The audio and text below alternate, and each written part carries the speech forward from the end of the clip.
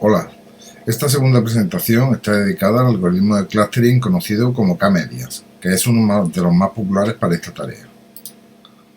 Ya se ha comentado en alguna ocasión que el algoritmo K-media es un algoritmo particional, es decir, que divide el conjunto de datos en K particiones que representan conjuntos disjuntos. En este algoritmo, cada clúster tiene un prototipo que es su centroide, y la pertenencia a un clúster se determina a través de la distancia. Un punto se asigna al clúster cuyo centroide esté más cercano.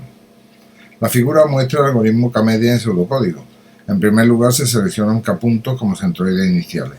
A continuación se asignan los puntos a los diferentes clústeres y cuando todos han sido asignados se recalculan los centroides. La operación se repite hasta que se estabilizan los valores de los centroides. Otras consideraciones a tener en cuenta en relación al algoritmo son las siguientes. Los centroides iniciales suelen elegirse de forma aleatoria. En las demás iteraciones, los centroides suelen obtenerse como la media de los puntos pertenecientes al clúster. La cercanía entre puntos se mide a través de distintas métricas. La más corriente es la distancia euclídea, pero se pueden usar otras. Por ejemplo, en clustering de documentos es muy común usar como distancia el coseno. Gran parte de la convergencia ocurre en las primeras generaciones. De hecho, muchas veces se usa como criterio de parada que solo unos cuantos puntos, menos de un umbral, cambian de clúster durante la iteración. La complejidad del algoritmo K-media es del orden K por N por I por D. Como el coste del algoritmo se debe al cálculo de la distancia entre cada punto y los centroides, está claro que a mayor número de puntos, mayor coste y a mayor número de centroides también. Como la distancia hay que calcularla para todos los atributos, también dependerá del número de atributos. Y por último, mientras más iteraciones realicemos, mayor será el coste. Hemos comentado anteriormente que los valores iniciales de los centroides suelen inicializarse aleatoriamente. La elección adecuada de estos centroides va a condicionar la calidad de las particiones generadas, como mostraremos en el siguiente ejemplo. Como podéis ver, tenemos un conjunto de puntos con tres grupos y dependiendo de los valores iniciales de los centroides obtendremos un primer particionado que podemos considerar óptimo y un segundo que no es óptimo en absoluto. Aquí tenemos el primer ejemplo. Vemos que, como al ser los valores iniciales muy parecidos a los ideales, el algoritmo evoluciona correctamente para generar los tres clústeres esperados.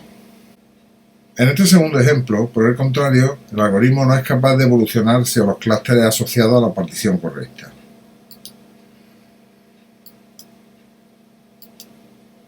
Vemos que dos de los clústeres iniciales se quedan en esta zona y ese es el resultado final.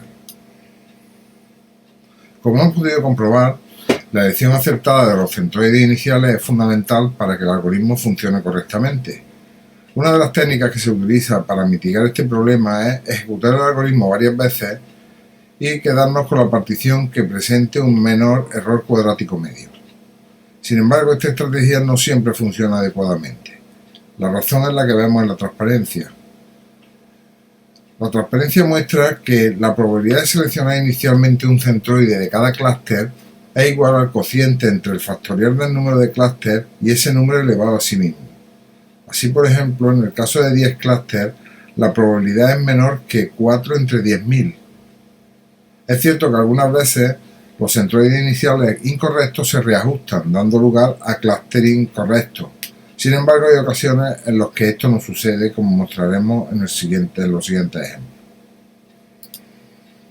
En este ejemplo, se generan inicialmente 10 centroides al azar, de forma que cada par de ellos se encuentra sobre el mismo clúster. Podemos comprobar que a medida que los centroides van evolucionando, se colocan en las posiciones correctas.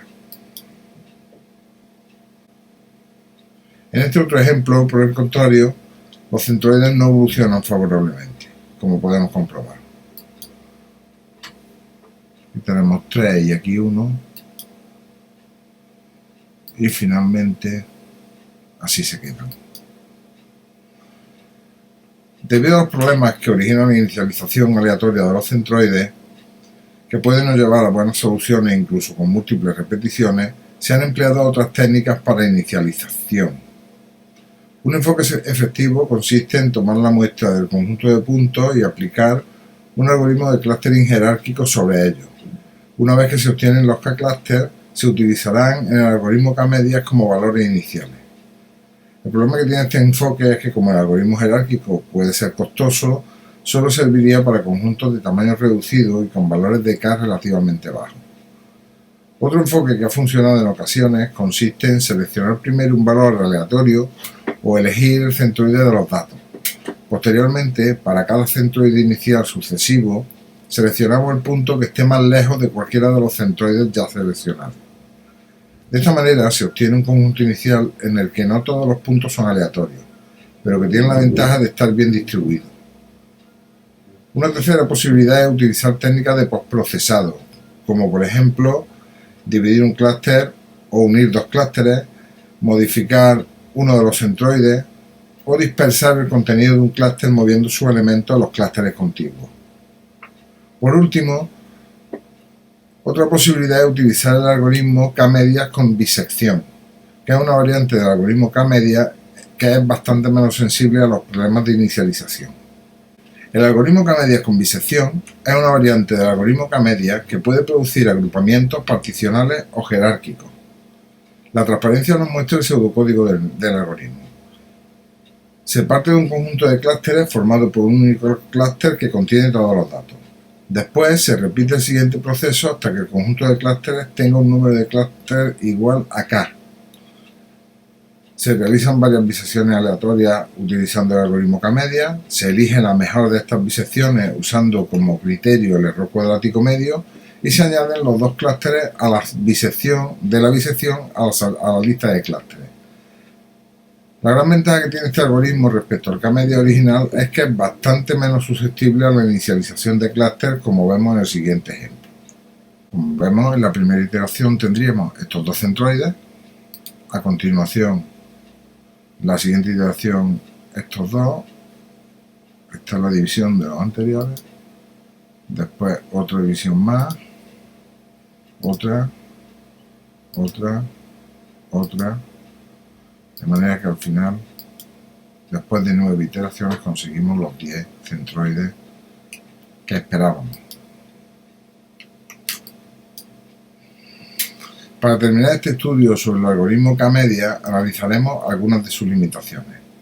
Como muestra la figura, el algoritmo puede no funcionar correctamente cuando los clústeres presentan irregularidades en cuanto al tamaño, la densidad de los datos o la forma de los clústeres.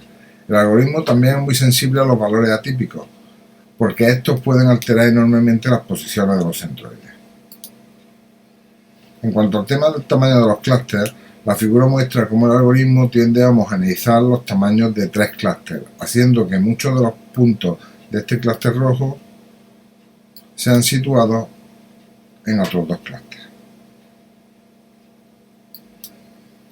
Un efecto parecido sucede con la densidad. En el caso de clústeres con densidad más baja, el algoritmo devuelve dos grupos que tendrán densidades más parecidas a la del tercer grupo que se corresponde con los dos clústeres originales. En este último ejemplo se muestra el comportamiento anómalo para cuando las formas de los clústeres no son esféricas. Como puede verse, el algoritmo lo que hace es generar dos clústeres con formas más o menos esféricas que no se corresponden con la realidad. La forma más apropiada de superar las limitaciones anteriores es aumentar el número de clústeres. Esto hace que los nuevos clústeres tengan formas, tamaños y densidades más regulares. El único problema es que una vez que los tenemos, tendríamos que llevar a cabo su fusión en algún momento. Por ejemplo, en el caso de los tamaños, vemos que aumentando el número de clústeres tendríamos varios clústeres que unidos formarían el clúster que está en color rojo. Algo parecido sucede con el caso de las densidades y, por último, algo parecido sucedería con el tema de las formas originales, que uniendo estos subclústeres formarían las dos regiones que deseamos obtener. Y con esto finalizamos la presentación sobre el algoritmo K-media. La próxima presentación estará dedicada a los algoritmos de clustering jerárquico.